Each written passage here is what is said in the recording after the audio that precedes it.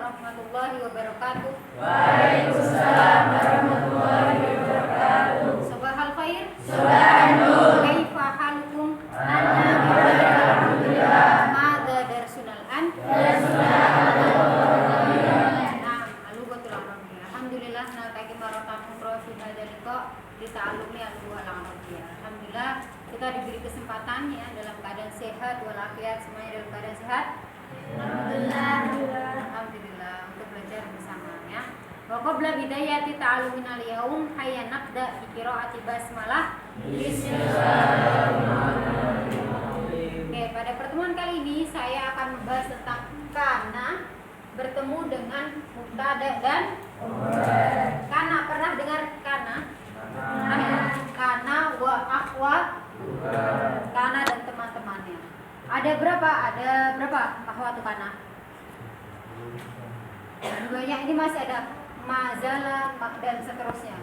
Nah, ini yang saya tulis ada beberapa. Ada amsa, adha, soro, laisa, asbaha, dola, bata dan banyak lagi. Ya. Kana wa akhwatuha, kana dan saudara-saudaranya. Nah, kana itu kalau kana sendiri itu merupakan fi'il madi. Kana mudaranya apa? Yakun. Kana yakun. Kana ini digunakan untuk menunjukkan bahwasanya hal tersebut terjadi di masa lampau. Jadi sudah terjadi. Karena kana sendiri merupakan fi'il madi. Jadi kana fungsinya untuk menunjukkan bahwasanya hal tersebut terjadi di masa lampau. Ya, jadi kana digunakan untuk menunjukkan bahwasanya hal tersebut terjadi di masa lampau. Dia ada beberapa teman-temannya atau saudaranya, ada amsa, ada hasoro dan sebagainya. Tapi yang akan kita bahas sekarang, kita fokuskan ke kana. Kana yang bertemu dengan mubtada dan khobar. Kana turfa'ul ism wa tunsabul khobar. Jadi kana di sini dia merofakkan isim atau mubtada. Kalau mubtada khobar ini berarti jumlah fi'liyah apa ismiyah? Ismiyah atau fi'liyah? Ismiyah. Mubtada berarti dia isim ya. Jadi kana ini gandengannya dengan jumlah isim. Turfa'ul ism. Jadi dia merofakkan isim atau merofakkan mubtadanya. Rofa itu berarti harokatnya apa? Dhamma. Jadi merofakkan isim wa tunsabul khobar dan menasabkan khobar. Khobar berarti harokatnya kalau misalkan khobarnya itu mufrad ya, khobarnya mufrad, maka khobarnya ini berubah menjadi mansub, ditandai dengan adanya harokat fathah. Tapi kalau khobarnya jamak mudzakar salim, maka tidak, yang dirubah tidak harokatnya. Biasanya kan kalau jamak mudzakar salim kan belakangnya ada una, begini kan? Nah, ini berubah menjadi ina atau ya sukun dan na belakangnya. Ya. Jadi saya ulangi, kana ini dia turfa'ul isim wa tunsabul khobar, merofakkan isim dan menasobkan khobar. Kalau khobarnya mufrad, maka perubahannya adalah berubahnya harokatnya menjadi fathah. Tapi kalau khobarnya jamak mudzakar salim, maka perubahannya terlihat pada yang tadinya una menjadi ina. Itu kana. Ya, jadi kalau ada kalimat kemasukan kana, ya ini yang berubah adalah apanya? Khobar. Contohnya dalam kalimat, saya punya contoh yang pertama, Faiz naimun. Faiz naimun. Ini berarti Faiz naimun. Sekarang Faiz lagi tidur. Kalau saya tambahkan kana di depannya, maka kana turfaul ism, berarti ini tetap ya. Kana Faiz.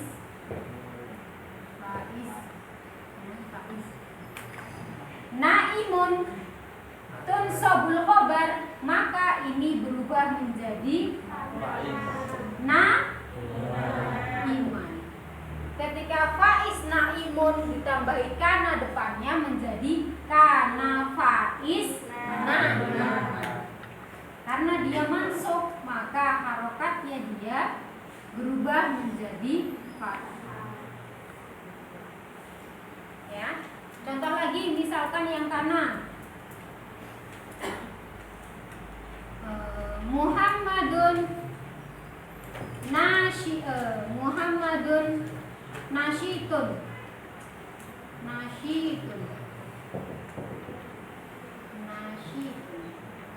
Nasyitun artinya apa nasyitun? Bersemangat. Muhammadun nasyitun. Nah, nasyitun. Ketika kita tambahin kana di depannya, maka menjadi kana Muhammadun nasyitun. Kana Muhammadun nasyitun. Ya. Jadi kana Muhammadun nasyitun.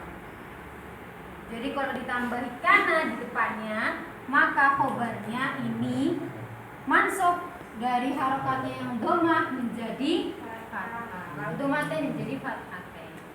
Itu kalau contoh yang kedua, sekarang ada kalimat rini naimatun. Rini naimatun berarti muannas atau mudzakkar? Muannas. Rini naimatun. Kalau rini naimatun, ya, kananya tetap kana atau berubah? Berubah, sama seperti fi'il madhi lainnya, dia berubah sesuai dengan domir. Rini ini berarti domirnya apa dia? Yeah. Kalau faiz ini berarti kalau rini dia. Maka karena dengan domir dia menjadi kanat rini. Tetap naimatan apa naimatan? Naimatan.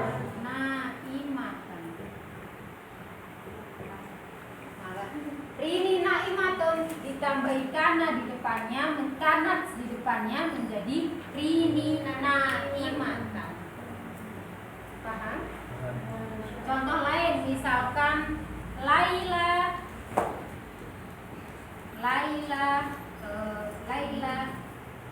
apa ya? Laila nasyitotun. Nah, sama aja seperti atasnya. Laila nasyitotun. Ketika ditambahi kana di depannya, maka menjadi kana Laila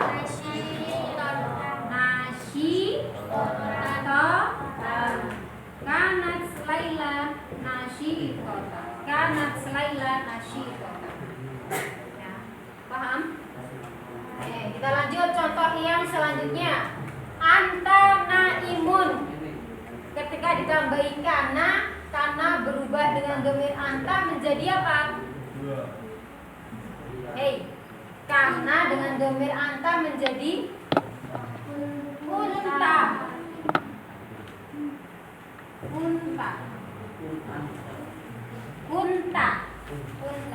Antanya ditulis lagi enggak? Enggak usah, karena ini sudah jelas. Unta ini berarti anta. Naimun menjadi naiman.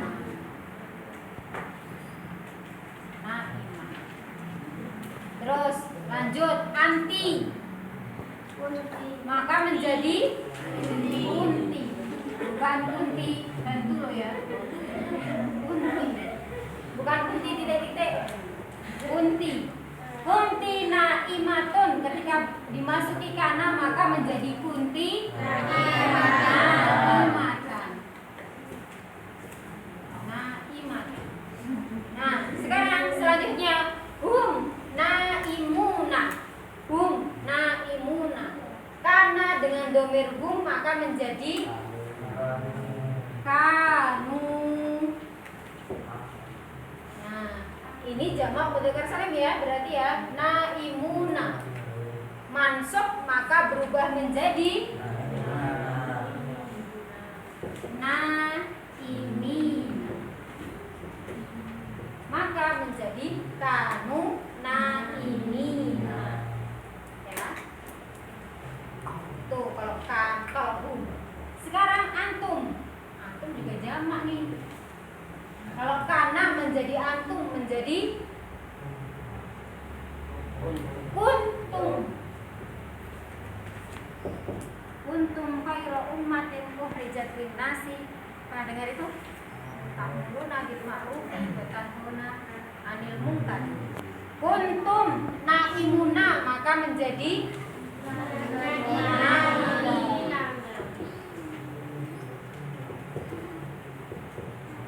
kuntum naimina. Nah, sekarang ana maka menjadi kuntu.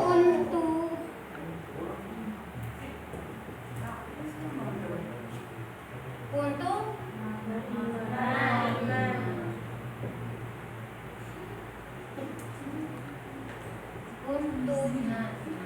ya. Coba kalian perhatikan kananya. Saya ulangi kana. Kalau gua kana, dia kanat. Terus anta kunta, anti kunti.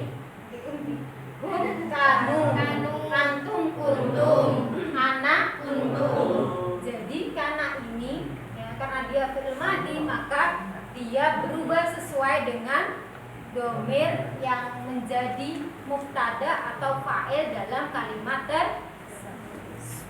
sampai sini paham? Bisa dipahami? Oke, agar lebih jelas lagi atau menyerap lagi ya tentang kana, bisa kalian kerjakan tadrib halaman 25 dan 26 ya. Tadrib 1, 2 dan 3. Tadrib 1, 2 dan 3 ini tadrib tentang kana. Silakan dikerjakan. Minggu depan kita koreksi bersama ya. Syukron ala husnil ihtimam. Nahdlatul biqiraati hamdalah. Alhamdulillah. Wassalamualaikum warahmatullahi wabarakatuh.